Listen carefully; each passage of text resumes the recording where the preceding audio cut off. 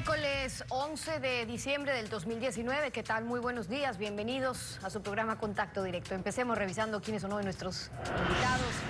Nos acompañarán Daniel Mendoza, asambleísta por Manabí, presidente de la Comisión de Régimen Económico y ponente del proyecto urgente.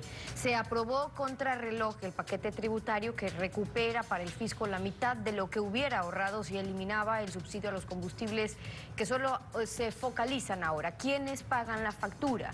También estará Esteban Melo, asambleísta de la Revolución Ciudadana por los Migrantes de Europa, Asia y Oceanía, integrante de la Comisión del Régimen Económico, con las observaciones de la bancada correísta al paquete tributario, en el que quería incrementar el aporte temporal del sector productivo.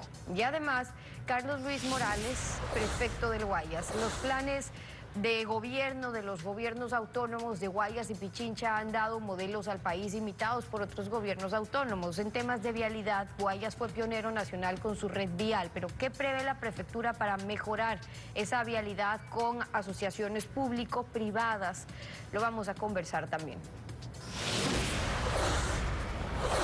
El Ejecutivo ya envió a la Asamblea su respuesta sobre esas 17 observaciones hechas a la proforma presupuestaria 2020. De las 17 acepta 2 acerca de la preocupación por la concesión de bienes del Estado como parte de los ingresos permanentes para el próximo año. El gobierno explica que tiene un plan B en caso de que no se concreten esos 2.000 millones de dólares. Fueron 17 las observaciones hechas por la Asamblea a la proforma presupuestaria para 2020 elaborada por el gobierno. La noche de este domingo, el Ejecutivo envió las respuestas a cada objeción de los legisladores. Así lo confirmó el oficialista Esteban Albornoz, quien preside la comisión que revisó la proforma. Tenemos un plazo de 10 días para pronunciarnos con relación a la respuesta que ha dado el Ejecutivo. Podríamos allanarnos a lo que envía el Ejecutivo en función de sus respuestas, podemos ratificarnos en nuestras observaciones. Las respuestas del Ejecutivo a las observaciones sobre la proforma ya no serán analizadas en la Comisión de Desarrollo Económico. El texto pasa directamente al Pleno para un único debate. Como ponente que soy de la proforma, pues yo tendré que hacer la explicación con relación al alcance de la respuesta que ha dado el Ejecutivo. Una de las sugerencias de la Asamblea era que el gobierno no incluya como un ingreso permanente la concesión de bienes del Estado. Sin embargo, el régimen no la acogió. Hay desconfianza en ese ingreso porque este año no se logró concesionar nada. Ahora, ¿qué haría ver, no es cierto, que puedan cumplir 2.000 millones de dólares por monetización, sabiendo que además es un año más complicado para la inversión porque es un año político? Andrés Albuja, quien ha analizado en detalle la proforma, coincide. ¿Qué planes de contingencia, cómo se mitiga ese riesgo en caso de no cumplirse en un escenario que es muy probable que no se cumpla la monetización de activos del Estado como está contemplado para 2020 por casi 2.000 millones de dólares? Va a afectar a la proforma presupuestaria del 2020. El presupuesto total para el próximo año supera los 35.000 millones de dólares, con un déficit de más de 3.000 millones, según el Ministerio de Finanzas. La actualidad, los protagonistas, el análisis y la información en Contacto Directo. ¿Qué tal, Alfredo? Buenos días, ¿cómo te va? Muy bien, Estefi. Buen día, buenos días a todos. La aprobación del proyecto tributario urgente, que aproximadamente dará 600 millones de dólares anuales al fisco, frena parcialmente la iliquidez del gobierno. También establece, para impulsar la producción, varios estímulos, entre los que destacan la eliminación del impuesto a la renta, del anticipo del impuesto a la renta y la remisión de deudas morosas de los agricultores. Daniel Mendoza, asambleísta de Manabí, ponente del proyecto de ley. Buen día, bienvenido a Contacto Directo. Buenos días, Alfredo, un gran saludo a todos los ecuatorianos. Por decisión de la Asamblea, que rechazó el proyecto Troller de 400 artículos, el proyecto urgente fue exclusivamente tributario de 50 artículos. Hubo acuerdos, esto sirvió para impulsar el proyecto, hubo conciencia incluso de los opositores de la urgente necesidad del paquete impositivo. Efectivamente, yo creo que una de las principales razones por las que se pudo procesar este nuevo proyecto económico urgente en un tiempo más corto, de manera un poco más célere, fue precisamente porque el Ejecutivo, abierto al diálogo, recogió buena parte de los consensos previamente alcanzados por la Mesa de Régimen Económico que me digno en presidir. Esto efectivamente nos permitió enfocarnos en los temas que no habían alcanzado consenso previo para lograr tener un primer informe para el primer debate, recoger las observaciones de los demás legisladores y luego en un informe para segundo debate ya proponer un texto ya unificado de consenso que fue perfeccionado, mejorado, modificado como determina el artículo 62 de la Ley Orgánica de la Función Legislativa en el segundo debate del Pleno de la Asamblea Nacional. Se han alcanzado objetivos importantes de recaudación que de alguna manera van a ayudar al gobierno a solventar esta crisis económica que acabábamos de escuchar en el informe previo a esta entrevista. Ese déficit de casi de 3.000 millones de dólares, por supuesto, no es suficiente, pero es un aporte que la Asamblea logró alcanzar pronunciándose de manera responsable. A su vez también entrega incentivos importantes para el sector productivo, remisiones para nuestros agricultores, para los estudiantes que todavía tenían estos sueños truncados en el Ecuador y que hoy se vuelven un capital importante para sacar adelante el país, entre otras cosas. Como ponente y presidente de la comisión, para lograr consenso, ¿tuvo que sacrificar algún tramo del proyecto original?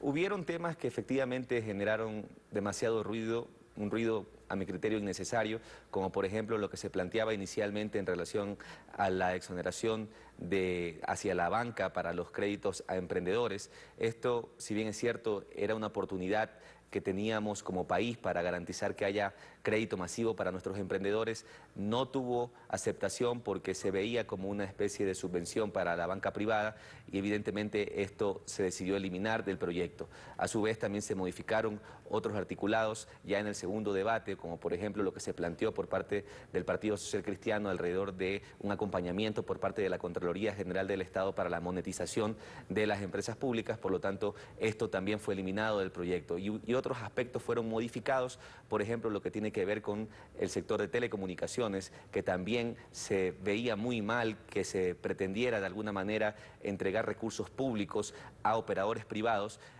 No quedaba claro cuál iba a ser el mecanismo de control y de fiscalización. Esto fue perfeccionado en el Pleno de la Asamblea Nacional y se presentó un texto que evidentemente garantiza que es el Estado ecuatoriano, el sector público, el que ejecutará todas estas obras. ¿Se agregó algo al proyecto original? Se agregaron temas importantes en relación, por ejemplo, a remisiones también de sectores que tienen que ver con el Banco de la Vivienda, un número importante de familias que tienen una carga importante por un buen tiempo que ahora van a tener ya una solución y van a poder legalizar sus tierras. Se modificaron ciertas propuestas que por parte del Ejecutivo vinieron incompletas, por ejemplo, lo que tiene que ver con, en este caso, las remisiones también de la Corporación Financiera Nacional y Ban Ecuador. Se le amplió el plazo de 3 a 5 años porque evidentemente no tiene mucho sentido que una persona que ha caído en una situación económicamente complicada en 3 años logre salir de estas deudas, así que se le amplió a 5 años, entre otras cosas. Yo creo que efectivamente el Pleno de la Asamblea Nacional hizo un excelente trabajo en perfeccionar, en mejorar lo que la Comisión pudo recopilar en un segundo informe y que sirvió como asesoría para el Pleno, evidentemente partiendo de una base que el Ejecutivo había recogido, como ya lo dije, de todos los consensos previos que la Comisión de Régimen Económico había alcanzado, lo cual facilitó indudablemente el trabajo en la Comisión. La mayoría de la gobernabilidad no espera entonces ninguna objeción presidencial.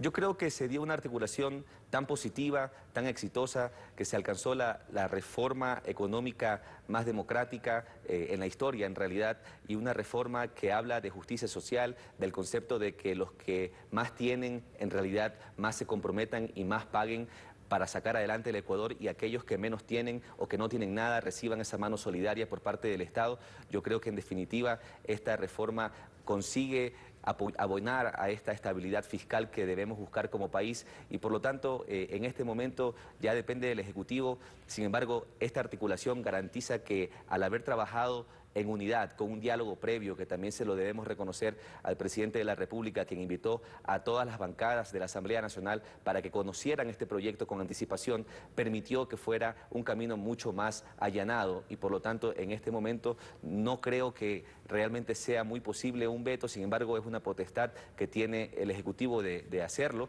y la Asamblea pues tendrá sus plazos respectivos para pronunciarse.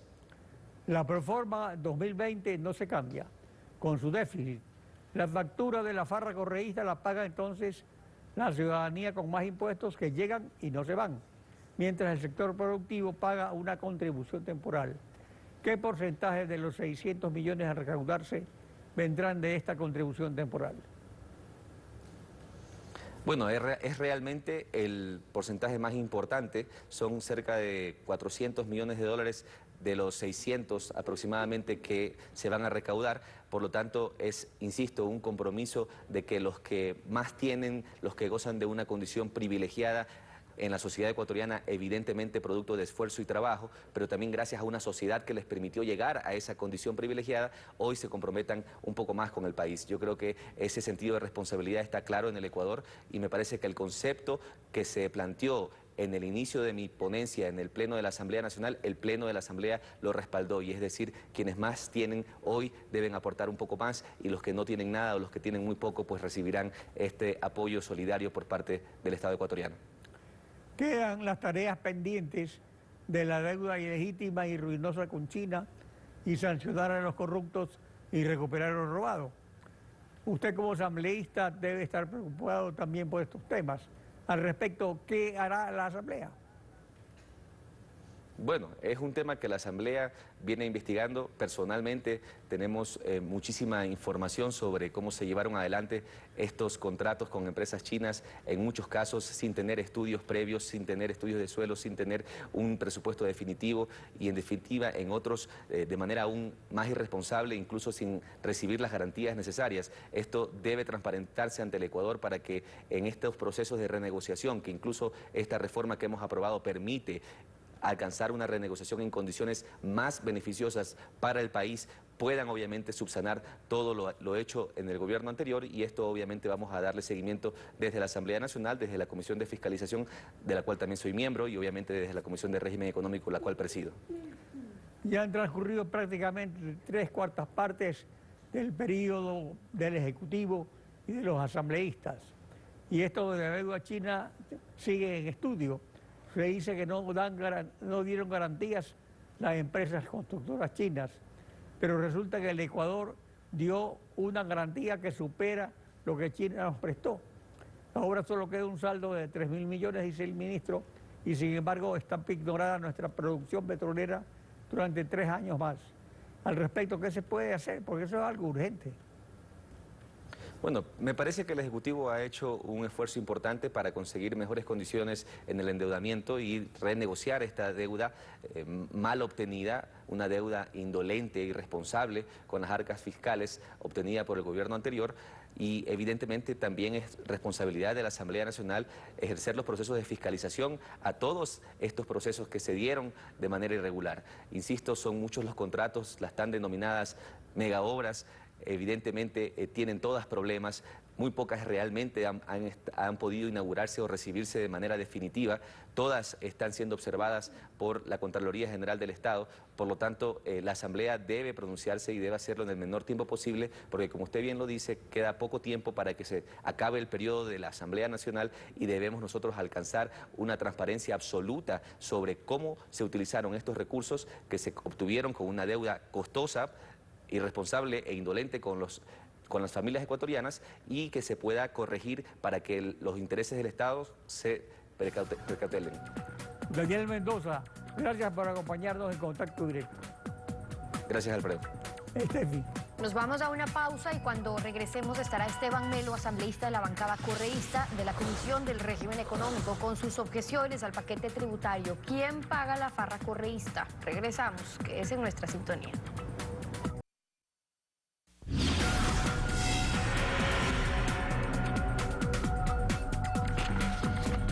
Esteban Melo Garzón, asambleísta por la Revolución Ciudadana, integrante de la Comisión del Régimen Económico. Bienvenido a Contacto Directo. Muy buenos días, Estefan, y un saludo para todos los que nos están mirando. Y permíteme mandar un abrazo solidario para Paola Pavón, Virgilio Hernández, Cristian González y Jofre Poma, injustamente detenidos en este momento. Buenos días también. Las reformas electorales, o con las reformas electorales ya aprobadas por la Asamblea, el gobierno está buscando conseguir esos 620 millones de dólares en ingresos para el 2020.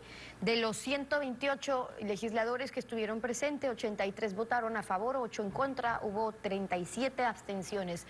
Su bancada estuvo dividida, unos se abstuvieron, otros también en contra. ¿Qué fue lo que pesó en su votación? Bueno, pesó el hecho de que nosotros, pese a que hemos tenido una actitud constructiva, positiva, donde hemos buscado tener alternativas, el texto no terminó de reflejar el espíritu que queríamos darle al proyecto de ley económico urgente enviado por el Ejecutivo. Nosotros habíamos buscado construir un mejor documento. Desgraciadamente, al revisar el texto, bueno, pues este no reunía los requisitos, incluso los acuerdos a los cuales se había llegado anteriormente en la mesa. En ese sentido, nosotros lo que no vamos a permitir en un momento dado es que se afecte el bolsillo de los ecuatorianos y que también se maneje el Estado de forma absurda. Le escuchábamos al presidente de la Comisión, Daniel Mendoza, hablar más bien de los consensos que se había logrado con una gran mayoría de legisladores. Usted hablaba de la necesidad de incluir otras propuestas y que habían sido ignoradas incluso en un primer debate. ¿Cómo cuáles fueron las que quedaron fuera, que a su juicio están aún pendientes?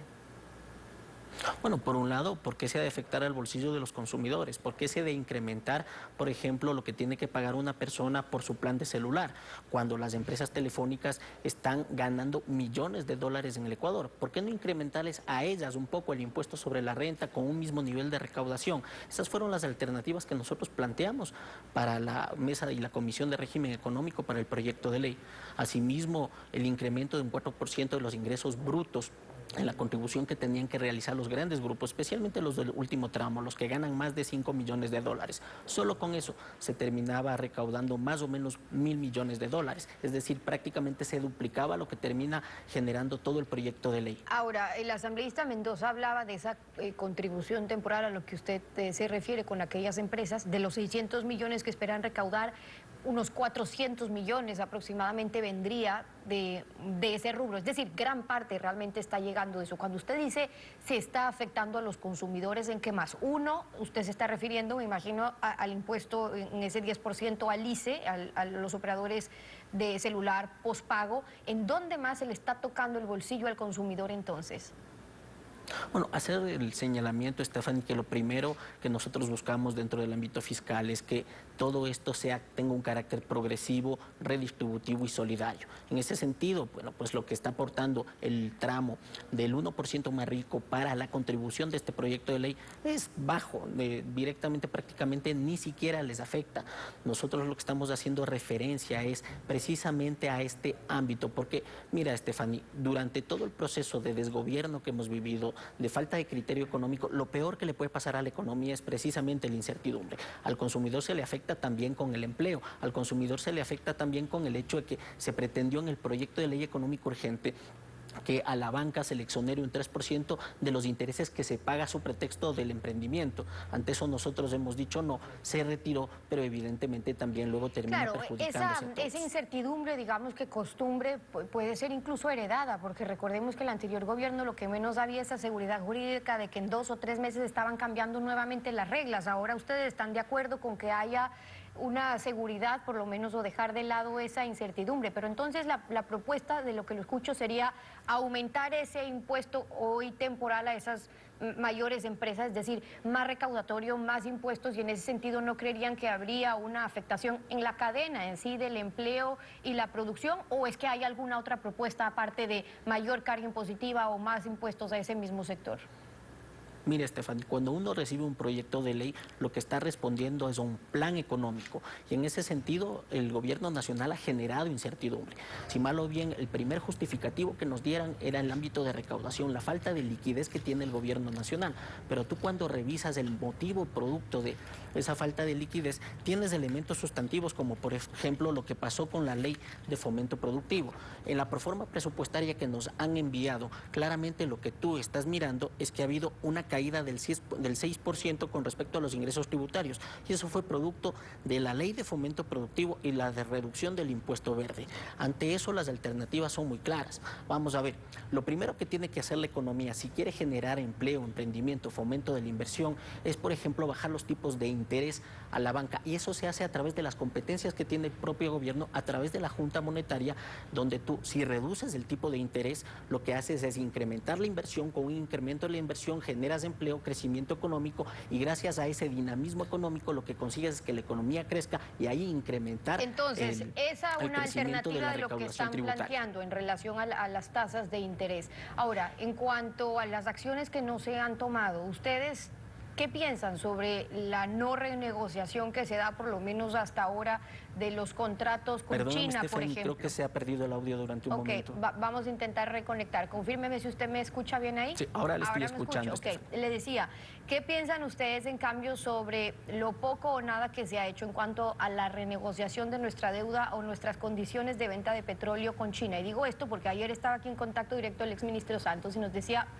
bueno, pero ¿qué está pasando? Por cada barril en amortización que nosotros tenemos que pagar, resulta que tenemos que comprar 5 más. Tenemos comprometido el petróleo por cuánto más y además en qué condiciones. Ahora usted mismo acaba de escuchar al asambleísta Mendoza decir, bueno, ya estamos haciendo algo, el gobierno está haciendo algo, acaban de poner 20 millones de barriles en una venta spot, ok, tiene un premio, es bueno, 75 centavos, pero son 20 millones de 180 millones que el Ecuador tiene de exportación, es decir, poco o nada, pero evidencia cómo se comprometió nuestro petróleo y que cuando hoy faltan 3.000 millones de dólares por pagar, en realidad estemos endeudados y comprometidos con petróleo.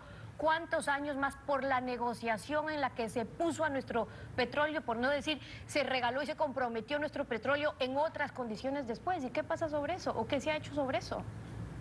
Bueno, Stephanie, lo primero que tenemos que analizar es el ámbito de la deuda económica que está manejando en este momento el país. Recordarles que Lenín Moreno recibió el país con un ritmo de crecimiento del 3% de la economía, no el 0,5% que proyecta en la proforma o el menos 0,5% que proyecta el Fondo Monetario Internacional. Segundo, recibió la economía con un 27% de endeudamiento del Producto Interior Bruto. Y en palabras del ministro Martínez, en este momento nos encontramos en el 52% y con unas condiciones mucho peores. En ese momento, el tipo medio de endeudamiento era más o menos entre el 5 y el 6% y en este momento estamos por encima del 9%. Es decir, las condiciones de endeudamiento que en este momento tiene el Ecuador era mucho peor. ¿Pero a su juicio hay que renegociar la deuda con China o está bien? Bueno, yo lo que creo es que se tiene que renegociar la totalidad de la deuda. Cuando tú analizas también la proforma presupuestaria, encuentras que más o menos en amortizaciones vamos a tener que pagar 4.000 millones. Bueno, pues esos 4.000 millones, el gobierno nacional tiene que hacer todas las gestiones para buscar unas mejores condiciones de financiamiento de esos 4.000 millones que tenemos que pagar el año que viene. Y ojo, estas condiciones tienen que ser a menor tipo de interés, mayor plazo para permitir oxigenar la economía ecuatoriana. También recordarles a todos que se tiene que cumplir la Constitución de la República, es decir, todo el endeudamiento que se haya generado o en el que se mete en el Ecuador debe necesariamente ir a proyectos de inversión que dinamizan la economía. Muchas veces se ha dicho que todo el recurso de endeudamiento ha sido un peso para la economía, pero no, señores, es también una inyección para el sector privado, porque las carreteras, los hospitales, claro, depende cómo se lo haga, porque si hay endeudamientos, lo construye el sector privado. Depende cómo se lo haga, porque si hay endeudamientos para proyectos como por ejemplo una refinería de 1.500 millones de dólares que terminó sin ser refinería, sino simplemente a aplanar un terreno y hoy le cuesta eso y ese es el saldo y la factura que están pagando ahora los ciudadanos a los que usted está o dice estar defendiendo, evidentemente no es que aporten la inversión ni a la producción ni al empleo, proyectos como esos. Si me permites, con respecto a lo de la refinería, detrás de eso no solo hay un aplaneamiento, una remodelación de tierras, hay también la construcción de un acueducto, de un sistema de caminos alrededor de la zona, de una proyección. Habría que reanalizar el pero proyecto ¿de qué está sirviendo eso? Pero no solo el eso, acueducto, el terreno y el terreno, ¿está sirviendo para algo? ¿Nos está generando algo? Bueno, permíteme por favor, en el ámbito petrolero lo que habría que revisar es cuáles son los nuevos contratos que se han firmado. Recordarte, Stephanie, que se cambió la modalidad de los contratos. Antes eran contratos de servicio donde lo que recaudaba el Ecuador era el 80% de las utilidades frente al 20% que se llevaba el sector privado, y en este momento lo que tenemos es otra modalidad de contratos que son los contratos de explotación, donde estamos recaudando muchísimo menos y producto de eso, cuando sube el precio del petróleo, no terminamos ganando las utilidades que antes ganábamos. Eso reduce claramente los ingresos vía petrolera que estamos teniendo en el Ecuador. También hay una cuestión en todo esto, permítame, para Stephanie. terminar, ¿cómo no? Yo creo que se sigue equivocando la discusión en el Ecuador. La principal discusión y el principal talón de Aquiles que tiene la economía ecuatoriana es la balanza de pagos, la balanza comercial, es decir, la diferencia entre los dólares que salen y los dólares que entran en la economía. El ámbito fiscal sí es una complicación, pero es algo discutible. Lo que pasa en la economía ecuatoriana, por ejemplo, es que durante los 27 meses que ha gobernado Lenín Moreno, más o menos han ingresado en saldo neto 6.000 millones a la economía ecuatoriana, pero vía importaciones se han ido otros 6.000 millones. Es decir, nos quedamos igual, sin crecimiento y con un conjunto de necesidades que tienen los ecuatorianos. Esas son algunas de las observaciones de Esteban Melo Garzón, asambleísta por la Revolución Ciudadana, integrante de la Comisión del Régimen Económico. Gracias por haber venido acá a Contacto Directo. Muchas gracias a ti, Estefan. A usted, 7:29. Una pausa y al regresar estará Carlos Luis Morales, prefecto del Guayas. En pocos minutos estamos de vuelta con él. No se vayan.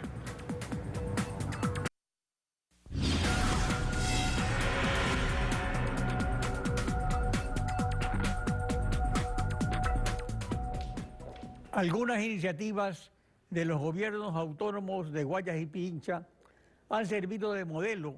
Por ejemplo, el cobro de la tasa municipal de recolección de basura por la factura de energía eléctrica. La creó el alcalde de Quito, Rodrigo Paz, la emuló el alcalde de Guayaquil, León Febres Cordero, y se universalizó a nivel nacional. Por ejemplo, el cobro de peaje en la vialidad provincial, creada por el exprefecto del Guayas, Nicolás Lapenti, fue considerado software social cristiano por el expresidente Correa y actualmente se aplica a nivel nacional. Carlos Luis Morales, prefecto del Guayas. Buen día, bienvenido a Contacto Directo. Buen día, Alfredo, un abrazo a todos los ecuatorianos. Usted mismo lo ha dicho, así es un modelo privado, exitoso, que se ha replicado en algunas provincias del país y ha dado muy buenos resultados. Cuando ingresan a la provincia del Guayas, los ecuatorianos ingresan a carreteras totalmente seguras y es bueno que la gente sepa de que las concesiones nacieron en el año 98, van a finalizar el 31 de junio del 2026. Y cuando usted le pregunta a los ecuatorianos y a los mismos guayasenses dónde está la producción, dónde están nuestros campesinos, agricultores, ganaderos, empresarios, emprendedores, ellos también le pueden decir de que andan por las mejores vías del Ecuador y también en la provincia del Guayas. Usted ha anunciado su plan de gobierno para una provincia por cuya vialidad en efecto se transporta la mayor parte de las exportaciones no petroleras del Ecuador y también sus importaciones en tránsito para el puerto de Guayaquil. La prefectura ha considerado mejorar la red vial de 617 kilómetros de vías principales concesionadas o los contratos de peaje para el mantenimiento de esas vías no lo permiten. Acá hay un tema importante, Alfredo, que hay que recordar. En el gobierno del expresidente Rafael Correa se olvidaron de dos carreteras fundamentales que son un hilo importante para la economía del país. Estoy hablando de la Guayaquil-Machala, que la están reclamando durante décadas, y no se olvide tampoco la Santo Domingo, Quevedo-Babahoyo-Jujá, que debería estar ampliada ya a 10 carriles. Y aprovecho para hacerle un pedido al gobierno. Nosotros estamos trabajando desde el kilómetro 26 hasta Naranjal. Si nosotros estamos trabajando ahí con Conorte y con Consegua, que nos permite el gobierno llegar hasta Río 7, Tenguel, antes de Ponce Enríquez. Creo que eso es un tema importante que debemos manejarlo, porque nosotros ya estamos trabajando ahí, con una carretera que está ampliada a 4 carriles, que estamos trabajando en 6 puentes. Y si nosotros trabajamos hasta Río 7, va a beneficiar. Ya estamos trabajando también y vamos a trabajar en la 3 Postes Juján para hacer el bypass que conecte con el prefecto de Los Ríos, Johnny Terán, que va a hacer todo lo que corresponde a Babahoyo, San Juan de Baba y por supuesto a la prefecta de Santo Domingo para que llegue hasta sus límites también. Es así como podemos tener una red vial que nos dé las garantías necesarias para la economía del país. Usted señalaba al comienzo que la vialidad del Guayas es un ejemplo y en efecto lo ha sido siempre. Incluso en la época del velasquismo, a través del Comité Ejecutivo de Vialidad, fueron las primeras vías asfaltadas del Ecuador y luego durante la época del Partido Social Cristiano en la provincia. Pero últimamente, sin embargo, la circulación y los accidentes han aumentado exponencialmente por el incremento del parque automotor. Ya no es el Ecuador de hace 20 años cuando esas vías en efecto, como usted señaló, eran un ejemplo después del tremendo niño que arrasó con la vialidad en varias provincias, no solo en Guayas. Pero hay carreteras de gran tránsito como la de Guayaquil, la Machala y la Guayaquil-Manabí, que aún son de 2 carriles y se paga un peaje de $4 el kilómetro, mientras en las autopistas europeas se paga 4 euros, que es prácticamente lo mismo de promedio. Se prevé solamente mejorar las estaciones de cobro de peaje y otras mejoras secundarias. Por supuesto que lo vamos a mejorar. Hemos conversado con las concesiones y ellos también están dispuestos a mejorarlo. Cuando hablamos de mejorar, hablamos de la figura, porque ingresamos a la provincia del Guayas. Se van a mejorar lo que es el peaje de Chivería, se va a mejorar el peaje de Boliche y también el peaje de San Borondón. Y vamos a arrancar con un plan piloto. Cuando ingresen los ecuatorianos, van a ver el cambio que va a haber aquí en la provincia del Guayas. Alfredo, nosotros no hemos subido el peaje, y digo nosotros, aunque fue firmado en otras administraciones, no hemos subido el peaje y se va a mantener en $1. Hace 18 años se sigue cobrando $1 y andan por las mejores carreteras del país. Y le puedo decir, Alfredo, el índice de mortalidad de choques frontales ha disminuido mucho en la provincia del Guayas. Es bueno saber, cuando viene un hijo, una madre lo llama y ingresa a las carreteras del Guayas, que ya están especialmente en el sector de Naranjal, queda totalmente tranquila esa madre. Así nosotros estamos respondiendo. Y van a haber muchos trabajos para el 2020-2021, donde ya hemos conversado con la concesionaria para seguir ampliando a 4 carriles. Por más que nosotros ampliemos a 4 carriles, y en lugares que usted dice, Alfredo, hay de 2 carriles, se sigue cobrando $1. Y en relación internacionalmente, nosotros aquí en el Ecuador somos la tarifa más baja. Todas las concesiones las rige el Ministerio de Obras Públicas. Pero no es $1 por kilómetro. Yo he dicho $4 por kilómetro. Es $1 el tramo de autopista, pero sale el promedio $1 por kilómetro. Y yo he visto lo que cobran las autopistas europeas, y las mejores autopistas europeas son autopistas. Aquí en el Ecuador no hay autopistas. En el Ecuador, en el Guayas sí. Nosotros tenemos las mejores vías. En el Guayas... No, vías y carreteras, supercarreteras. Pero está bien, Alfredo, no. Está bien, Alfredo, pero no lo decimos nosotros, lo dicen los mismos ecuatorianos. Y este modelo privado ha sido exitoso, que ha sido copiado en otras provincias del país, como Pichincha, como Manabí, que lo va a hacer en su momento, y como El Oro, que también tiene que hacer después de Río 7 y llegar hasta Huaquillas. Nosotros vamos a seguir cobrando. En mi administración no se va a subir el peaje. El peaje va a seguir costando $1 hasta que termine en el 2026 el contrato. Ahora, muchos han hablado en estos días precisamente de la infraestructura del país. Entre esa infraestructura es importantísima la vialidad para la producción, para el transporte de los productos hacia la exportación, hacia los puertos de exportación o hacia los centros de consumo. Entonces, en cuanto a los caminos vecinales y secundarios, que son los que mueven la producción agropecuaria, que sustenta la seguridad alimentaria, y las exportaciones no petroleras, ¿qué se ha previsto? Alfredo, nosotros antes teníamos caminos de herradura y ahora tenemos 680 kilómetros de primer orden.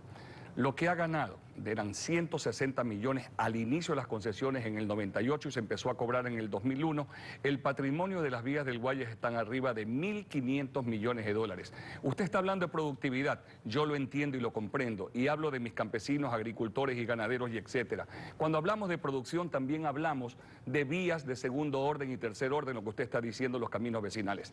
Recibimos una provincia, un estado calamitoso. Si hay lugares que en verano no se podía cruzar, imagínense ahora que estamos prestos a vivir un invierno que no sabemos cómo lo vamos a sentir, que ya lo están viviendo algunas provincias también, pero ya estamos tomando todos los recaudos posibles. Alfredo, son 5.600 kilómetros de caminos vecinales que tenemos, 22.000 kilómetros de limpieza de canales en un mapa hidrográfico de la provincia más grande que hay. Créame, Alfredo, estamos tomando todos los recaudos. Ya no es momento de lamentarse, ya no es buscar responsables tampoco, ya estamos tomando acciones. ¿Y en cuánto tiempo veremos resultados? Enseguida. La hemos peleado, Alfredo.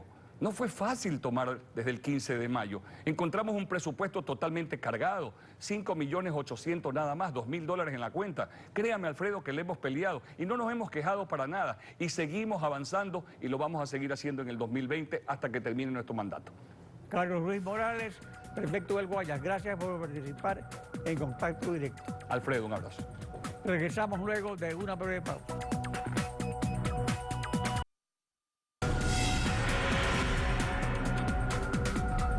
Estamos despidiendo esta emisión de Contacto Directo. Estamos en Contacto Directo, rayando la desinformación. Buenos días.